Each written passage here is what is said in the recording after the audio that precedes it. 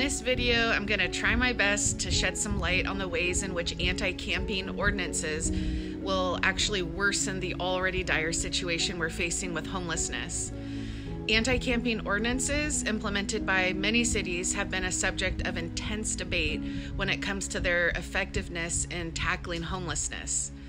While proponents will argue that such measures ensure public safety and hygiene, it's really important to recognize the adverse consequences that these ordinances will have on the homeless population and the housed population as well. We're all connected here.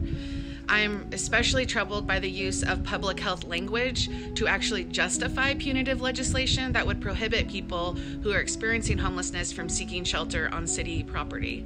As a nurse, I want my community to be the healthiest it can be, and I want to provide knowledge on things that I research so that you can have that information and make decisions regarding what you believe in and what you want your community to look like. I want Bremerton to be known as the healthiest city in Washington State. Now, that might seem funny to some of you, but I thought it was kind of funny when I was awarded Washington State Woman of the Year by USA Today this year. So these things can happen. We might feel small, we might feel insignificant, but if we use our voices and we work together in very evidence-based ways that we know will help people and less punitive punishment type ways, then we can make the community better for all of us. So I hope that you watch this video and learn a little bit more so that you can stand up for the very most vulnerable people in our community that matter to me just as much as you do. All right, here we go. By criminalizing the act of camping, which means sitting anywhere for an extended period of time on public property, anti-camping ordinances push homeless individuals further into the margins of society. By subjecting them to fines, arrest, and potential criminal records merely for trying to survive is not only inhumane, but also perpetuates the cycle of homelessness. Instead of addressing the root causes of homelessness, these ordinances exacerbate the vulnerability of unhoused individuals, making it even that much more challenging for them to access services and find stable housing. Anti-camping ordinances often result in the displacement of homeless individuals from public spaces where they are more visible and move them to more hidden or unsafe areas. This particular displacement makes it exceedingly difficult for outreach workers like ourselves and service providers like ourselves to locate and assist them effectively. Consequently, the homeless population becomes more isolated, disconnected from support networks, and less likely to access the resources necessary for actually being able to escape homelessness. By criminalizing camping, these anti-camping ordinances actually make it harder for people who live outside to get essential services. These particular ordinances highly discourage unhoused individuals from seeking assistance, as they will fear arrest or harassment.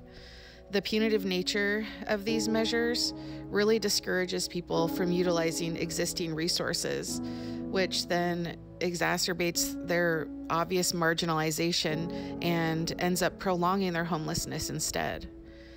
Rather than that, cities should be encouraged to focus on providing affordable housing and other safe and accessible alternatives, such as designated camping areas or temporary shelters where individuals can access supportive services instead of having to hide from them for fear of things such as this: criminalization, harassment, and arrest.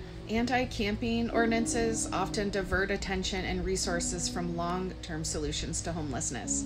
Rather than investing in affordable housing, mental health care services, addiction treatment, and job training programs, cities deploy resources to enforce anti-camping ordinances. This misguided allocation of resources only perpetuates the cycle of homelessness rather than addressing its underlying causes.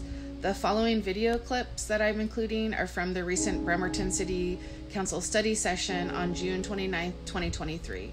I encourage you to watch the session in its entirety, and I will definitely provide a link in the description of this video so you can do that. And however, specify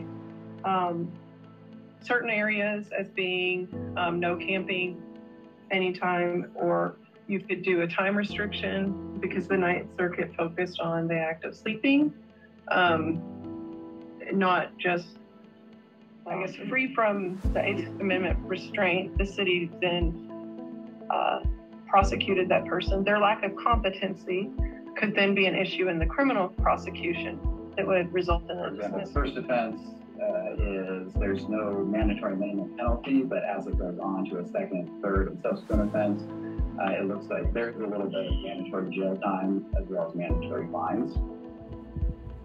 So at the study session, there were several different ordinances listed in the agenda and in the packet provided online if you want to look into it, about other jurisdictions and their anti-camping ordinances and bans on camping for our most vulnerable who have nowhere else to go, and finding those loopholes around higher courts judgments. And so looking into the research here of certain jurisdictions such as Tacoma, who have been months into these ordinances taking effect, and all I see is outreach workers, healthcare workers saying that once this ban went into effect, people who their clients are responding with an increased amount of distrust, and they're much harder to find, and they're getting sicker out there and not accessing services that are even available due to this distrust, because of these sweeps or because of these ordinances that criminalize the very act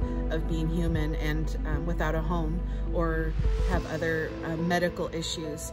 These are medical issues that we are criminalizing, which is why I am so passionate about speaking up for these people. So again, all of these things that they're talking about, criminalizing this and, you know, having people pay fines or go to jail, it just seems like it's not working in other cities in regard to actually helping the homelessness issue. It's actually making the crisis worse, and which will make it much harder for us to actually solve.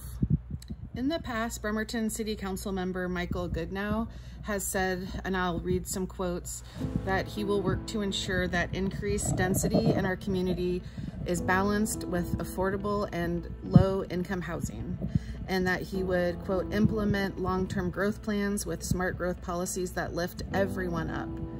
And he actually pledged on behalf of the council that they would all move forward with a commitment to diversity, equity, and inclusion. However, his statements regarding the unhoused are anything but equitable. In this next statement that I made a video clip of, you can just see for yourself how incredibly short-sighted, opinionated he is, and how he's spreading absolutely false information. Bremerton's not the only place that's struggling with this, right? Like, this is not something that we've sort of dropped the ball on or something. This is something that is rampant in a lot of communities, and more so in the communities that care about homeless, unhoused folks. So I feel like a broken record, but the squeaky wheel generally gets the grease, and hopefully that's true in our case. But I've talked about this book quite a lot, and I've talked to the council members about it. One of the authors, Greg Colburn, he is an assistant professor at the University of Washington in the Department of Real Estate. And this book he published in 2022, and it's called Homelessness is a Housing Problem. And it focuses on the role of housing in relation to the homelessness crisis that we're seeing. He wrote the book with another man, the name, do you see it? Oh, there it is, Clayton Page Aldrin. And Clayton is a data scientist and a policy analyst in the Seattle area. And they found, and you can read it in the book, that this idea that the generous people or kind people or benefits that assist the homeless, they found that there's absolutely no correlation to those people or those policies or those benefits causing or increasing the homeless crisis. Made very clear that is not correlated at all, like the council members stated in that video clip. He stated that they did not, after a thorough investigation, research, scientific analysis of data, all of these analytics at a PhD university level, they found that they did not see a disproportionate permeability of people moving here just so they can experience homelessness and like hang out with how nice we are on our days off and like give them stuff.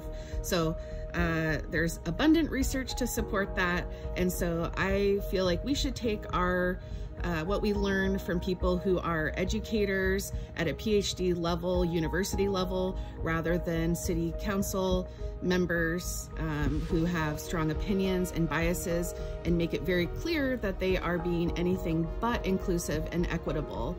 And just food for thought. Read this book, people. Read this book.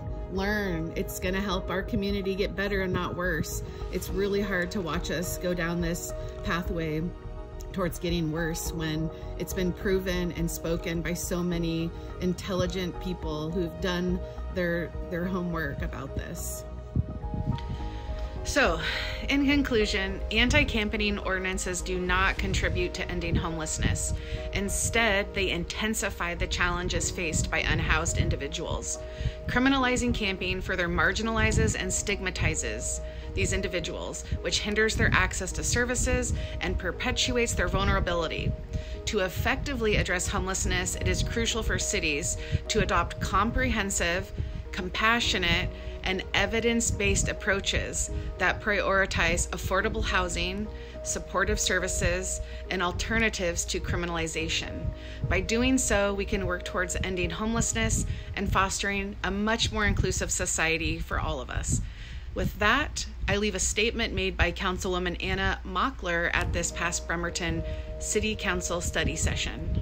I can't believe that we've been talking about this for years, and we have no mechanism to offer even an unused field or parcel and a simple porta-stand to people who have nowhere to live.